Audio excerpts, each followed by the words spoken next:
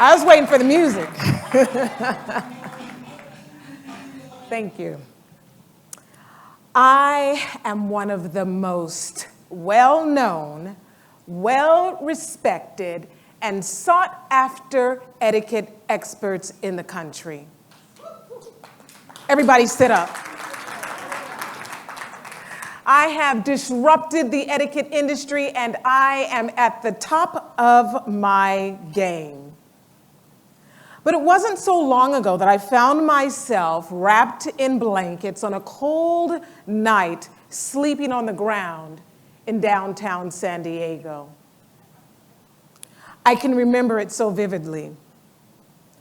I had my things with me, and I looked for a space among the others who were there. I found a little small spot for myself. And as the night wore on, my fingers became frozen. My teeth chattered. I tossed and I turned, and I just could not get comfortable. Even though I was wrapped in a lot of blankets, I could still feel the cold slab of the concrete coming up from beneath me, and it made me even colder.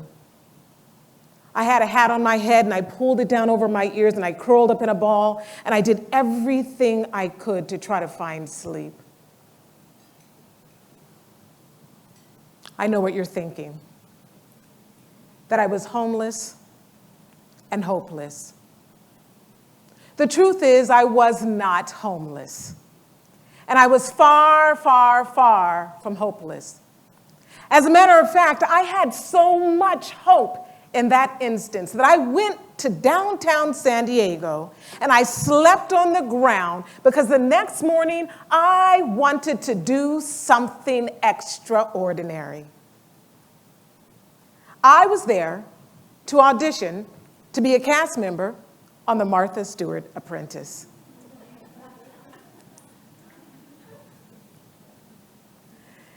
You see, I understood that to get on television and bring my business and my acumen to TV, it would be like a long commercial to promote my business. So I went down the night before and I slept on the ground because I wanted to be the first one in line. The next morning, one of the reporters from NBC in San Diego came down and she said, "I want to interview the first few people in line." Thankfully, I was one of those people. But you know, I had a really rough night that night, not only because I slept on the ground, but because throughout the entire night, there were other individuals. They were there and they were talking about how accomplished they were and how many degrees they had. And even though I'm a grown woman, I could still see myself as that teen mom with only a high school diploma. And here I was with this little tiny etiquette business, but I had a lot of hope. So when it was my turn to speak, I stood up straight. I introduced myself. I said what I did for a living. I mustered up everything I had inside me, and I gave it all I had. And afterwards, the executive producer for the news in San Diego sent out one of her reporters to give me a business card. And she invited me to come back and go on television to present as an expert guest. Now, I was not selected ultimately to be a contestant on The Apprentice, but that moment led to a 3-year relationship with NBC Studios in San Diego as their resident etiquette expert.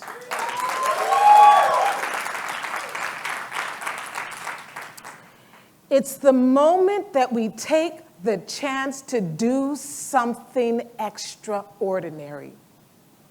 We experience that shift, and our lives can be transformed by it.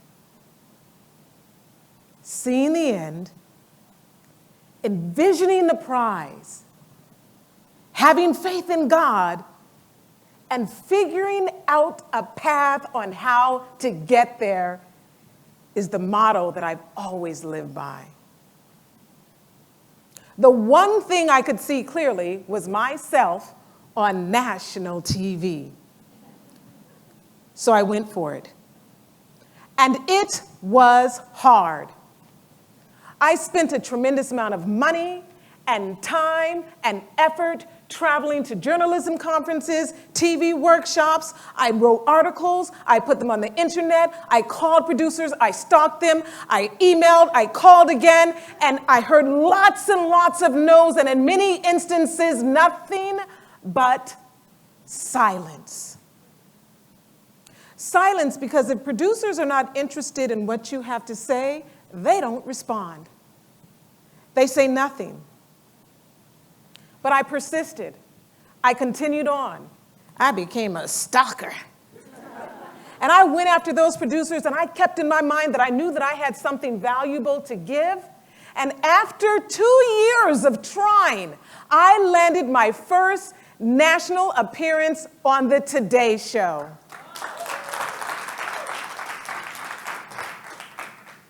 Seeing the end, envisioning that prize, and figuring out a path on how to get there is why I am a disruptor. After that stint on the Today Show, I got the bright idea to say, you know what, I'm going to keep this thing going. So I continued to reach out to producers, and I figured out an actual plan and a path on how to get on TV as an expert guest. I appeared on many shows after that. My popularity continued to rise, and after a while, producers began to call me. Since then, I've appeared on The Dr. Oz Show, Inside Edition, Access Hollywood. My advice is from coast to coast in newspapers, the New York Times, Chicago Tribune, LA Times. You can find my advice anywhere on the internet. Google the word etiquette coach or expert, and there's me. I was feeling pretty accomplished. But after a while, I found myself sleeping on the ground again. But this time, there were cameras everywhere. And I was trying to survive in the jungle in Fiji. I chose to do something extraordinary again. I said yes to being a contestant on a reality show called Kicking and Screaming. Now, the premise of the show is they take 10 expert survivalists and 10 regular people, pair them together in twos, drop them in the jungle, and we had to do all of these crazy challenges and competitions in order to stay on the island and not be eliminated. So here I am on the ground again, being rained on at night, sunburned by day. My whole body was bitten with bugs, including my face. We starved. Everything we ate, we had to actually find. On the third episode of the show, the producers gave us a challenge. They gave us 7 pieces of bamboo. We had to build a raft, load it down and go down load it with coconuts, go down a roaring river, get to the end, unload those coconuts from the raft to a scale, and the first team to 50 pounds won. Well, I went to what I know is familiar. Envision the prize and figure out a path on how to get there. But this time, I had to link up with another person, play to my own strengths, and work together to make it happen. That was my partner. So at the sound of go, my partner went and started building that raft because he's a Marine and that's what he does. And I started doing exactly what I do best. I was shopping. I was shopping for the largest coconuts because they weigh more. And I put them on the raft, and I ran back and forth, and we pushed our raft into the water, and we got in, and we kept going down this raging river, up and down, side to side. We were hanging on, trying to keep our precious cargo together. We put our hands in the water to put ourselves there and get down quickly. We ran back and forth and loaded up the scale, and we won!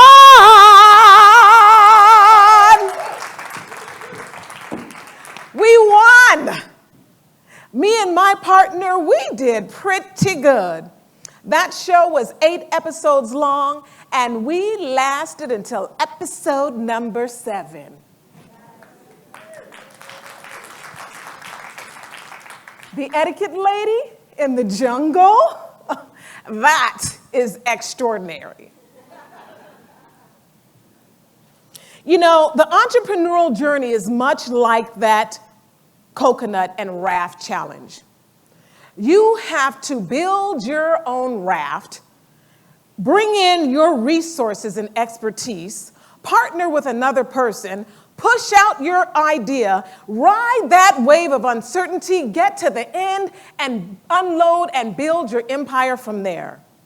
Seeing the end, envisioning the prize, but doing it with another expert is the reason why we did so well in the jungle, and it is why I do so well in business today.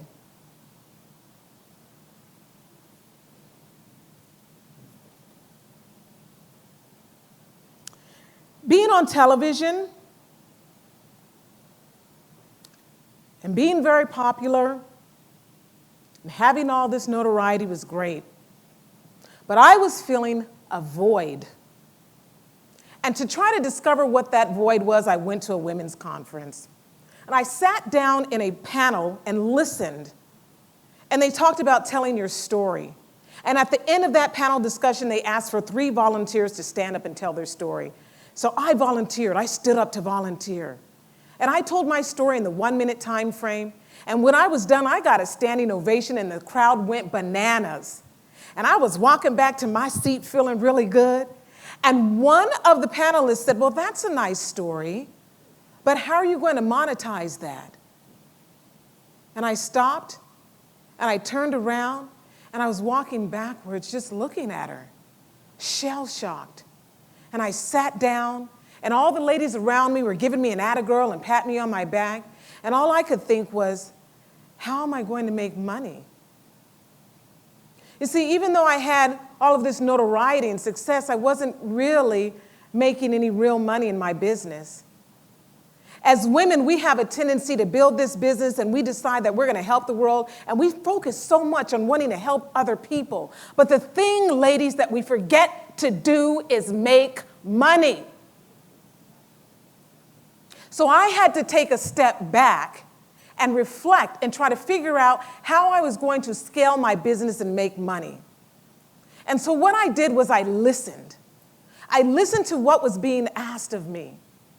And there was 3 things that always was asked because of my notoriety. Number 1, people would ask me, could I mentor them because they were interested in being an etiquette professional. They would ask if I had a curriculum they could purchase. They would ask if they could have me come and speak in their city, and they had a budget. So I took some time and I researched and I studied and I interviewed and I went through business accelerator courses to try to figure out what this looked like. And it took me 2 years to do that. But in the end, I came out with a product. And we're now in year 2 of implementing that solution. It's a franchise-type product, and what we do is we train individuals in the area of etiquette, give them a certification, license them so they can operate as a Swann School of Protocol in their city. Today, we have 17 independently owned and operated Swann schools throughout the country.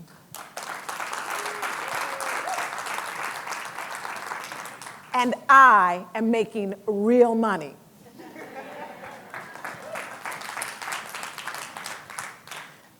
I am a disruptor because I disrupted the airways of television by bringing etiquette into people's homes and into their lives and into their thought process.